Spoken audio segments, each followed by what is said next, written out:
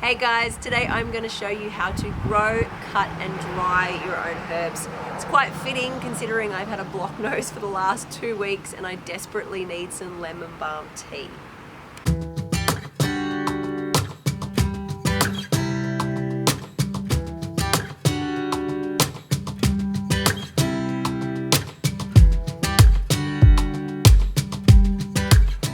So when you're collecting herbs like oregano, marjoram, thyme, you want to assess the bush as a whole and find the longest stems.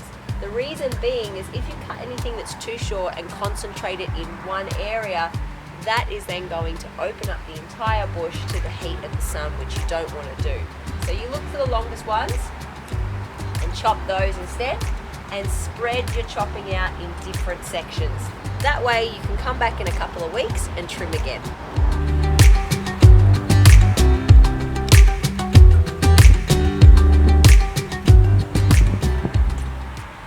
So when you're cutting plants like lemon balm or lemon verbena, it's really important to watch out for when the plants start to go to seed.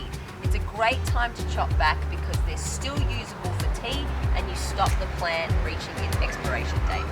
When you clip the plant, you want to find an area that has 3 prongs and you're going to cut out that middle one so growth still comes out of the left and the right. Another way to cut plants like lemon balm is by taking your thumb as well, if you don't want to use your clippers, and just using the nail to pinch off the leaves that are biggest, leaving the leaves that are small so that they can grow and you get more tea.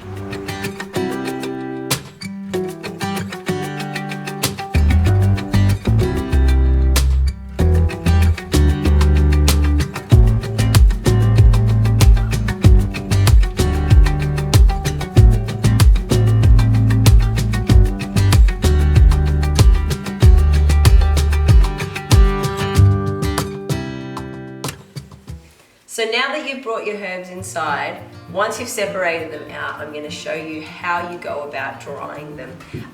In my experience, bundling is great, but not for all herbs. So what I've done here is I've got a tray with baking paper and I put that down, and with my lemon balm leaves, I pick them off the stems and I just lay them out on the tray. This way, lots of air circulates and you don't have any mold growth. You can see here from the dried ones that I've done before, they're about 4 weeks old and they dry out really well. The second option is bundling. So what I do is I take a bunch of my herbs and I pop the stems together. I like to be anally retentive and put similar lengths together. You don't make it too big. And then once you've got a bundle about that size, take an elastic band that I've collected off veggies and packaging and stuff, and I just bundle it around. And then once they're all done, they're ready to take into the drying area.